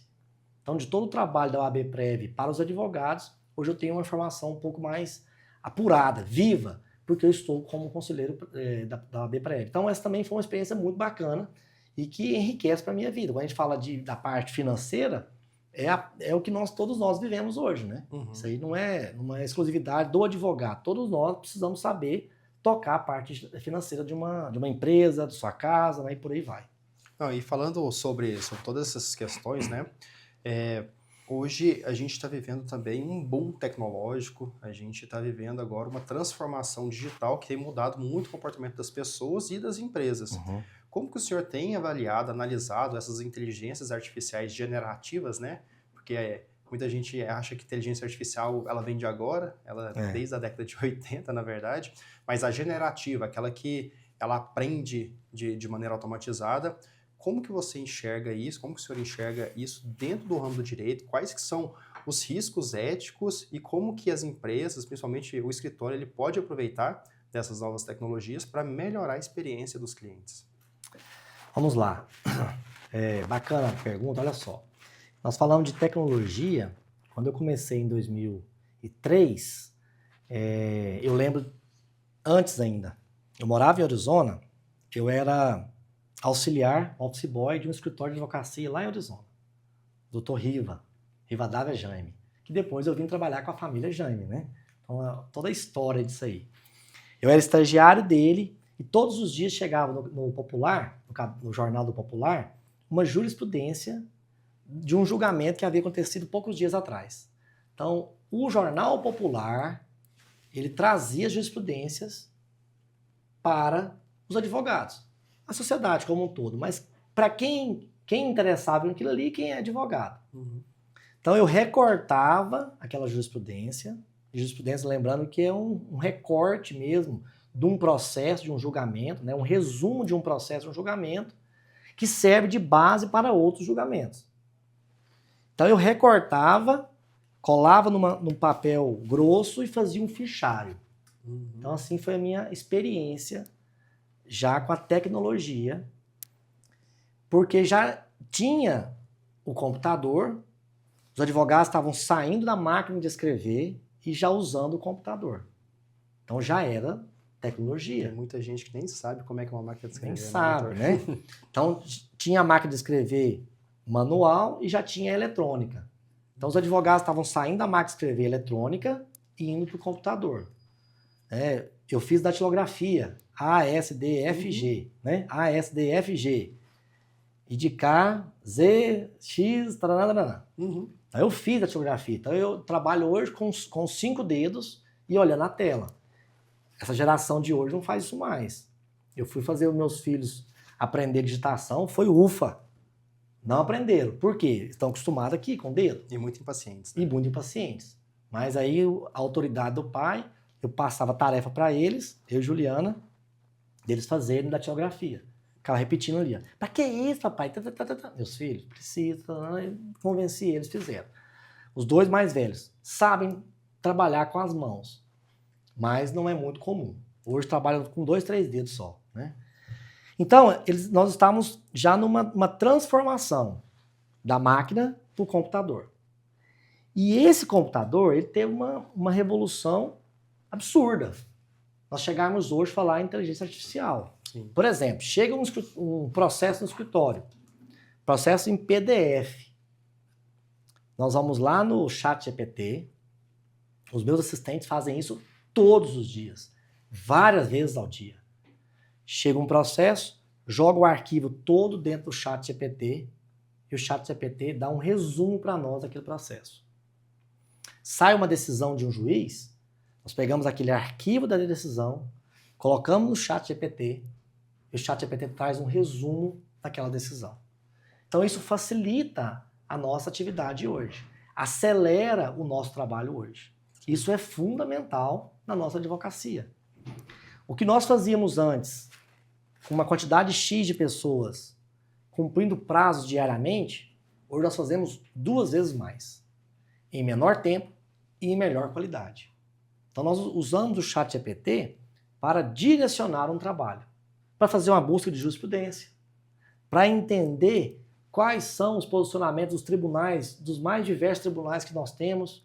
Então eu faço um comparativo entre as decisões que tem sobre determinado assunto com o Tribunal do Sul e o Tribunal do Centro-Oeste. Nós que temos ações em 18 estados da federação, eu faço um comparativo de uma decisão sobre determinado assunto de Pernambuco com a decisão do estado de Goiás, de Minas com Goiás, São Paulo com Rio Grande do Sul. Então nós direcionamos qual é o posicionamento sobre determinado magistrado sobre aquele assunto. Tudo isso aí, a inteligência artificial nos ajuda hoje. Te ajuda a ser mais estratégico. Mais estratégico. Emissão de relatórios, acompanhamento de processo. Por exemplo, uma outra ferramenta importante para nós é a leitura automática das intimações. Os advogados nós somos diariamente intimados a fazer alguma movimentação nos processos. Uhum. Então eu recebo essa intimação do Diário Oficial. O Diário Oficial é virtual, não é mais físico, né? Há pouco tempo ainda era físico, hoje ele já é virtual. Nós recebemos isso aí no nosso sistema. O nosso sistema separa os processos e o sistema, através de uma IA, de uma inteligência artificial, já lança os prazos para o advogado. Ele faz tudo isso. Aí vem apenas um colaborador, um coordenador da área e valida aqueles prazos. Antes, ele passava o dia inteiro fazendo isso. Hoje ele faz em 20 minutos. Então, como que nós vamos desvencilhar da inteligência artificial da nossa atividade hoje? Não tem como. Agora, temos um desafio para o mundo moderno. O Poder Judiciário tem que saber trabalhar isso para não substituir algumas atribuições do juiz. O juiz, da mesma forma que o advogado, muitas atribuições podem ser assumidas pela IA. Uhum. Mas a de julgar, a de decidir, não pode. Pelo menos por enquanto, eu entendo que não pode. Doutor, a gente está falando então aqui sobre ética e responsabilidade. Vamos aprofundar um pouco mais sobre qual que é a importância da ética e da responsabilidade no papel do advogado, da entrega para a sociedade, né? A gente tem falado aí sobre o uso das inteligências artificiais, né? Que existe todo um risco, existe todo um problema ali, né? De como que envolve a ética dentro desse parâmetro. Para o advogado, isso é fator determinante. A gente trabalha com a ética dentro da advocacia. Conta um pouco mais qual que é a importância disso e como que os profissionais eles têm que cada vez mais estar dentro dessa responsabilidade e da ética. A justiça só acontece se tiver a ética. E a ética começa com a ética do advogado. Depois a ética do magistrado. Não tem justiça. Se nós não tivermos uma atuação ética em todos os atores da justiça, e aí o advogado se inclui, o advogado, o membro do Ministério Público e principalmente o juiz, se nós não tivermos esse equilíbrio, não tem justiça. Então o advogado ele precisa saber das responsabilidades dele desde a contratação em que o cliente faz dele. A abordagem que ele faz sobre a expectativa do cliente para o direito. E ética entra aí quando eu digo o seguinte para o cliente: não, você não tem esse direito. Porque o advogado, ele é o primeiro juiz da causa. É um jargão muito comum no nosso meio. O advogado é o primeiro juiz da causa. Por quê? Pelo menos deveria ser assim, né? O advogado tem que saber tanto quanto o juiz. O advogado pede, o juiz decide. Vamos, via de regra, tem o advogado da parte autora, da parte ré. Há duas teses no processo. Um de pedido pelo autor e um de pedido pelo réu. O juiz tem que optar. Ou a tese, juridicamente vai optar, ou a tese do autor ou a tese do réu. Então, se o advogado age com ética, com respeito e com responsabilidade em levar determinados pedidos para a justiça, o juiz, ao decidir aquele pedido, ele também agindo com ética, é que vai haver a entrega da prestação jurisdicional de forma adequada. E aí nós falamos que a justiça foi feita. Uhum. Então, eu posso até não concordar com a decisão, pelo réu, por exemplo, mas a decisão foi justa. Para ser justa, ela tem que ter ética. Então, esses atores da justiça, todos eles têm que trabalhar com ética. E o advogado precisa saber se posicionar junto ao cliente. Não, o seu direito aqui, ele é limitado. Não, você não pode propor esta ação com este pedido, porque este pedido é contrário aos direitos que são previstos na Constituição, que são previstos no Código de Defesa do Consumidor, que são previstos na CLT. Então, a ética, ela caminha junto com a responsabilidade. Não tem como você desvencilhar disso. E aí a gente vê aí, às vezes, um ataque a alguns advogados justamente porque eles atuam sem responsabilidade e sem ética. Perfeito. Falando sobre responsabilidade, doutor, a gente abordou aqui no começo que o senhor também é produtor rural. E como que o senhor consegue conciliar essas duas atividades, né? Essas duas faces, né? De empresário do direito e também o empresário agrícola. E como que você trabalha a gestão de tudo isso? A experiência minha na fazenda, ela é coletiva, né? Tem o meu pai e meus irmãos, nós juntos atuamos lá. E eu normalmente, um dia na semana, eu vou para a fazenda. Às vezes dia de semana, às vezes finais de semana. E lá também nós tratamos a fazenda como uma empresa. Então lá tem um time de 28 pessoas, diariamente, atuando na produção de leite, por exemplo. Na produção de grãos é um outro time, né? Mas na produção de leite, que é o time maior, são 28 pessoas, diariamente, com papéis definidos, equipes definidas, atribuições, e a mesma forma que é aqui. Então, hoje, segunda-feira, eu não estou na fazenda, mas o processo de produção de leite acontece dependendo da minha presença. E das 3 horas da manhã a 1 hora da manhã. A fazenda só para por 2 horas, entre 1 e 3 da manhã. Então ela funciona. Ela inicia as atividades às 3 da manhã e encerra as atividades a 1 hora da manhã do outro dia. Então nós temos 3 equipes de trabalho, são 3 ordenhas que acontecem ao longo de um dia, de 24 horas. Estamos com a produção hoje de 13.500 litros, né, de leite por dia. E lá nós também tratamos a fazenda como uma empresa. Da mesma forma que, enquanto nós estamos aqui atuando na gravação deste podcast, o time está atuando juridicamente, o comercial está atuando, a recepção, né, o financeiro está fazendo o trabalho dele. Então, time. Então, não é possível você gerir uma empresa se não tiver time. E, além disso, o que possibilita a fazenda a gente tocar à distância é porque o meu pai está lá dentro. Então, o meu pai, com seus 86 anos, tem um fator determinante na atividade da fazenda. Ele está lá todos os dias. Da mesma forma que eu estou aqui todos os dias, das 7 da manhã às 7 da noite, no mínimo, meu pai está lá dessa mesma forma. Então, de fato, é o olho do dono que engorda o gado. Mas é porque você ali no dia a dia, você sente as necessidades da fazenda, eu sinto as necessidades do escritório, eu acompanho a operação de todos os níveis de time que nós temos aqui internamente. Então, a gente vai atuando ali, considerando que tem um time treinado, capacitado e pronto para atender a demanda que for colocada à prova, né?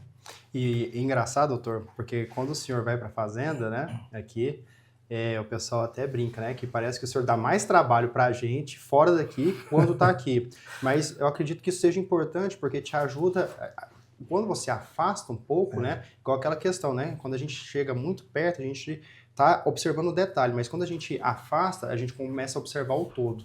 Eu acho que essa questão do senhor, às vezes, se afastar um dia na semana, é bom para você conseguir também dar uma irada nas ideias, né? Como que é isso? Interessante isso, Guilherme. Sempre que eu saio de viagem, eu começo a processar informações, né?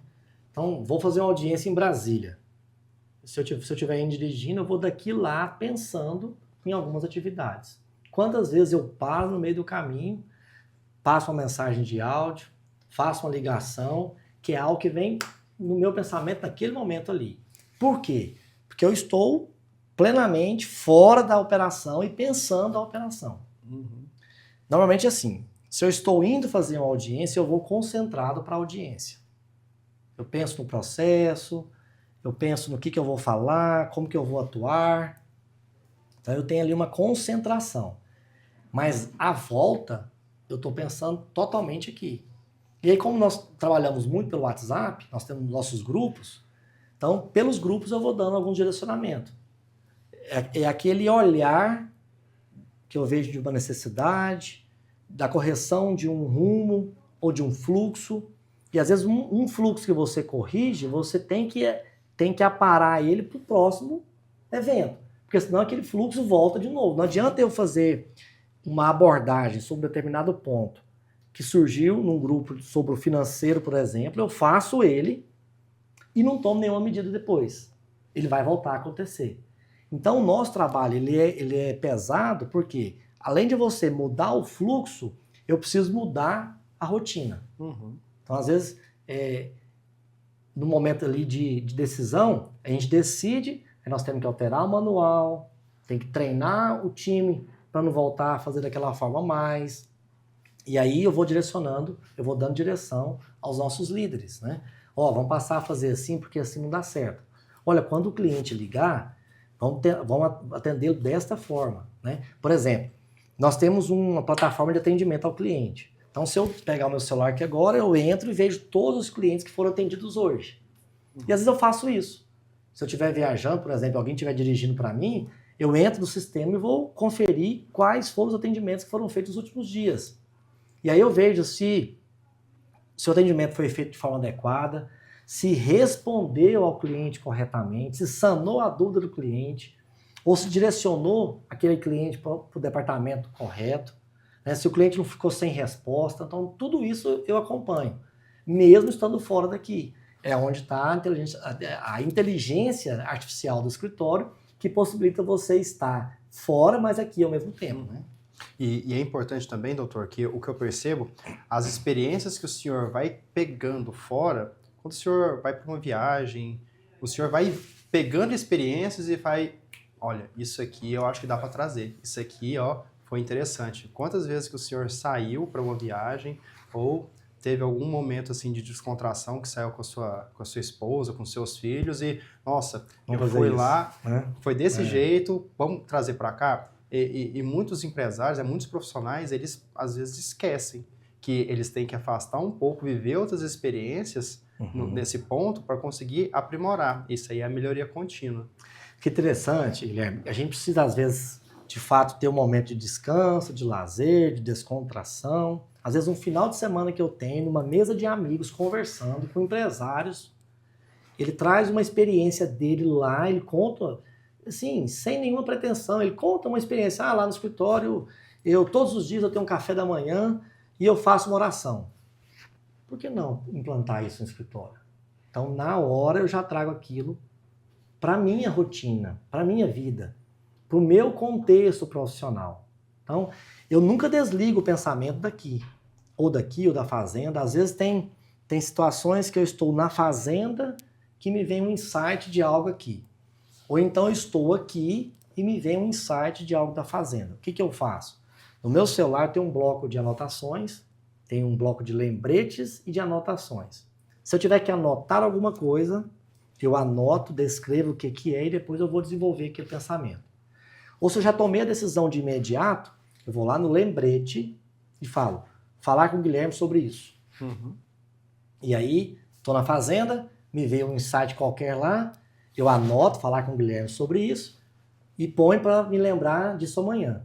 Quando eu chego aqui e me lembra, eu vou e resolvo contigo. Né? Ou então, tomar providência sobre isso, aí eu ponho a data para daqui 10 dias. Então, tudo que eu penso, eu não deixo só aqui na cabeça, porque eu esqueço. Eu sou meio lerdo, então eu anoto, tudo eu anoto. Então eu tenho um lembrete que eu vou controlando as minhas demandas, ou eu vou anotando as minhas demandas e depois eu vou tomando decisões. E o senhor acredita que essa rotina que o senhor tem te ajuda a ser mais produtivo e é um dos fatores que são críticos de sucesso para ter chegado onde você chegou hoje? Não tenho dúvida. A organização de um profissional, seja ele qual for, ela tem que ser o máximo na vida dele. Um profissional tem que ser organizado. Eu, por exemplo, se eu não anotar determinada situação, eu fico aquilo me incomodando, com medo de esquecer. Então, se eu anotei, eu descanso. Eu não me preocupo. Se roubarem o meu celular, não tem importância, está no meu computador. Se roubarem o meu computador e o meu celular, não tem importância. Eu vou nas dúvidas, eu tenho aquele lembrete. Então, eu me entrego para aquela anotação. Eu não me preocupo.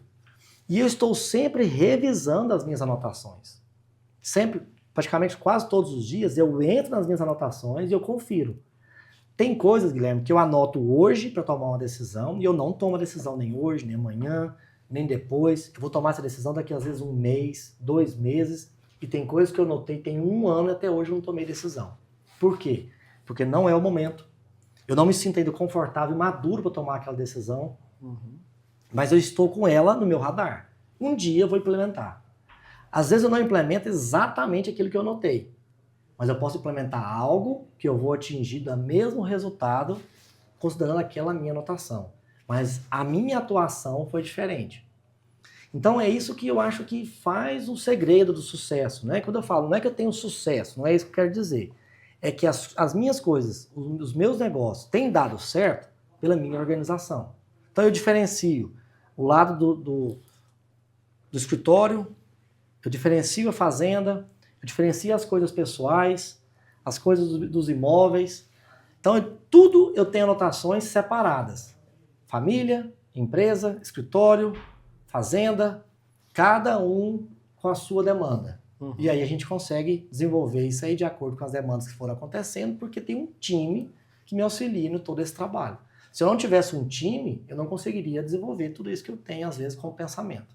E o bom é que a nota também te ajuda a lembrar, né? Porque se a gente ficar esperando vir da cabeça... Às vezes eu estou tomando banho e me vem um pensamento. Me vem um pensamento, um lembrete, algo que eu lembrei. Quantas vezes eu terminei um banho e eu corri no meu celular, peguei um bloco de anotações, anotei ou então gravei um áudio para mim mesmo, falando de um direcionamento de um processo. Às vezes eu abro um processo, eu fico pensando, o que eu vou fazer aqui?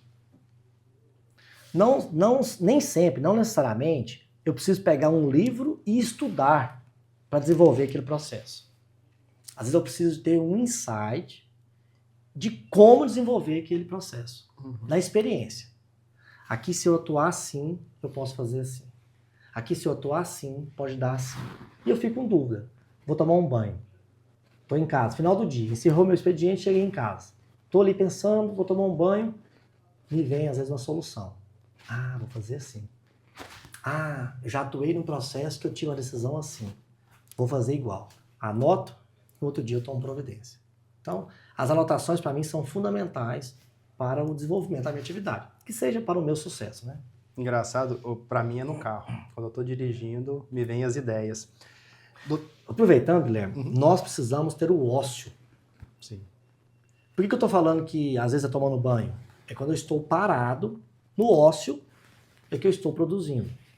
Às vezes eu estou viajando, é que eu estou pensando. Não se tem o ócio mexendo no celular. O celular hoje, a tecnologia como um todo, ela só estimula aquilo que está na tela. Então, se eu vejo uma postagem sobre alimento, eu vou ser estimulado sobre alimento. Se eu vejo uma postagem sobre gestão, eu vou ser estimulado sobre gestão. E sobre você, qual é o que te estimula? Qual é o gatilho que te dá para você tomar uma decisão? Você precisa parar. Então hoje as pessoas não param. Eu falo muito isso aqui. Sim. Às vezes as pessoas assistem podcast indo para casa, voltando para o escritório, indo para academia, indo para casa de novo, é o tempo inteiro ouvindo podcast. Sendo estimulado. Beleza, e quando você vai pôr em prática isso? Não adianta ficar só ouvindo, não. Ouvir, você vai enchendo o seu HD de informações e decisão. Quando que você vai tomar decisão? Então, para você tomar decisão, você às vezes precisa ter o conhecimento que você absorve, seja num podcast, seja numa conversa informal, você processar aquilo ali, trazer para sua realidade e adaptá-lo. Se você não tiver em ócio, você não consegue fazer isso. Não consegue. E é por isso que eu falo, né, que o ócio criativo ele é tão importante e como o senhor falou, né, às vezes a gente entra no elevador, as pessoas elas desaprenderam a ficar no tédio, né, que é onde a gente vai no ócio. Tá na fila do supermercado, tá no celular. Então, quantos lugares você vai, às vezes até que deveriam estar interagindo, mas estão no celular, então, ou seja, não estão ali o tempo inteiro trazendo informações. Já que a gente está dando tanto conselho, vamos dar um conselho aí para esses jovens profissionais que estão entrando, esses jovens advogados que estão entrando no mercado. Qual que é o conselho que o senhor dá, baseado em toda a sua experiência e como que o senhor tem observado o mundo hoje, que poderia ajudar eles aí a ingressar no mercado? Olha, há alguns requisitos para ser um bom profissional. Você tem que ser estudioso, dedicado, resiliente, persistente. Então, esses são adjetivos. Todos nós sabemos que é necessário qualquer empresário profissional para atingir um sucesso, né? E aí, em termos de conselho, além disso, as pessoas precisam ter um pouquinho de paciência. As pessoas não têm paciência de esperar. Nós já pegamos aqui advogado que forma, nós abrimos vaga para advogado júnior, são advogados que estão iniciando a carreira profissional, e nós às vezes precisamos de profissionais assim para trabalhar em processos ou em atos do processo de menor complexidade. Por exemplo, uma manifestação, numa pesquisa de jurisprudência. Então, tem alguns atos do processo que são feitos por advogados menos experientes. E tem atos que são feitos por advogados mais experientes. Então, nós temos 3 níveis aqui no escritório. O júnior, pleno e o sênior. Então, já chegou o advogado júnior aqui que queria sentar não no corredor, mas na janela. Eles querem chegar um mês depois, ele quer estar atuando como se fosse um advogado pleno ou sênior. Eu acho que as pessoas têm que ter paciência. Eu fiz uma narrativa rápida aqui da minha experiência. Eu trabalhei como estagiário, 4 anos como advogado autônomo, mas como advogado empregado, e depois de quase 5 anos como advogado autônomo. Para depois eu me tornar um advogado empresário. Então, estagiário, advogado empregado, advogado autônomo, que foi a partir de 2008 até 2015, foi quando eu constituí a primeira empresa. Claro, tem gente que constitui a empresa com 1 ano de formado, com 6 meses de formado, mas os desafios que eles terão serão enormes, porque não tem experiência. E tocar uma empresa não é simplesmente chegar e abrir a porta. Não é simples. Não é chegar pela manhã e desativar o alarme. Não é assim. Eu tive uma escola que eu tive tanto de gestão lá no escritório do Thales, como de pessoas, gestão da empresa como de pessoas. O zelo que o Thales tinha com todos nós e tem até hoje, da secretária, a copeira, ao advogado. Então, o Thales sempre foi muito cuidadoso. E isso foi uma escola para mim de como aplicar aqui hoje. 20 anos se passaram, isso não muda. E nunca vai mudar. O que nós fazemos é aperfeiçoar. Nós temos que estar aperfeiçoando. Uma empresa que não está sempre se aperfeiçoando, se adaptando, ela não sobrevive. E nós temos inúmeros exemplos aí de algumas marcas que há 10 anos atrás eram boas, hoje já não existem mais. E quantas hoje que existem não pode deixar de existir também, né? E quantos escritórios já foram bons em Goiânia e hoje não são mais? Sim. Hoje são escritórios que estão em evidência, em destaque, com um outro tipo de gestão. Uma gestão moderna, que ponha em discussão o trabalho da inteligência artificial, o atendimento virtual. Hoje, o escritório que não atende virtualmente está fora do mercado. Com certeza. Ele não saiu ainda, mas ele vai sair. As pessoas não querem vir aqui. Nós atendemos em 18 estados da federação, né? Em 18 estados do país nós temos ações, tudo virtualmente. As audiências são virtuais. Por que não um atendimento virtual? Então, essas características, o advogado jovem ele já tem. Ele sabe trabalhar com as ferramentas de tecnologia, com atendimento virtual, mas às vezes ele não tem experiência. Calma. Isso é um passo a passo. Tem que ter uma lógica de crescimento que acompanha a sua vida profissional, a sua vida pessoal, a sua experiência com tecnologia. Então, hoje, os jovens advogados, eles querem ter muito rápido o resultado. Eles querem entrar com um processo hoje, ir para a audiência e já ter o resultado de 10, 20, 50, 100 mil reais de honorários. Eu não ganho dinheiro. Será que você não ganha dinheiro ou você gasta demais? Está incompatível com o seu ganho. A gente vê muito na internet, assim, eu vi há poucos dias. Sou advogado autônomo, recebo em média 3 clientes por mês, 3 novos clientes por mês e faturo em média 5 mil reais. Estou frustrado. Fiquei pensando. Isso foi uma empresa de gestão de escritório pôs a mensagem que ele recebeu do advogado. Tá ruim para esse advogado? Claro que não. 5 mil por mês? Não tá ruim, mas ele está insatisfeito. O fato de estar insatisfeito é bom. Ele está buscando melhoria. Mas ele está, às vezes, tão insatisfeito que ele pode levar o sucesso dele para o fundo do poço pela ansiedade. Então, às vezes, a ansiedade da juventude é que faz ele ser um insucesso profissional. Então, acho que as pessoas precisam amadurecer o tempo. Não se ganha e não se resolve tudo de um dia para o outro. Eu sempre falo, o processo precisa ser amadurecido para ser julgado. Não é porque vai para a primeira audiência que tem que deixar o juiz dar a sentença. E aí vem a técnica processual. Às vezes o fato de nós adiarmos uma audiência é para amadurecer o processo. Estou trabalhando com ética. Dentro da ética, eu apresento uma questão para o juiz. Juiz, essa testemunha foi intimada e não compareceu. Eu peço adiamento da audiência. O juiz adia o adiamento da audiência e manda intimar a testemunha para comparecer na próxima audiência. Às vezes, na próxima audiência, o processo já está mais amadurecido, as partes já estão mais, às vezes, maleáveis, mais dispostas a um acordo. Você põe fim a um processo. Então, nós precisamos aprender a amadurecer a nossa vida para viver uma experiência melhor. Amadurecer o processo, amadurecer as experiências, amadurecer o ser humano para viver uma outra experiência melhor. Excelente, doutor. Quero agradecer enormemente esse papo, né, que já deve ter dado aí quase umas 2 horas, né, gente? Mais de 1h30 tranquilo, e ficaria fácil aqui durante muito tempo. Para a gente finalizar, o senhor já deu várias dicas aqui, mas eu gostaria de deixar alguma última mensagem para quem está assistindo a gente agora? Obrigado, Guilherme. Obrigado pela experiência, né, de eu ser entrevistado dentro da minha casa. Eu fico feliz por isso. Foi uma proposta que você trouxe. Sim. E eu fiquei feliz.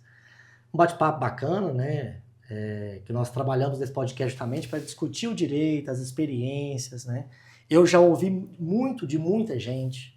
Isso faz parte da minha formação. Desde uma conversa, às vezes informal, a uma conversa mais preparada, elaborada, um curto áudio, um podcast que a gente ouve pelas redes sociais. Tudo isso faz parte da minha formação.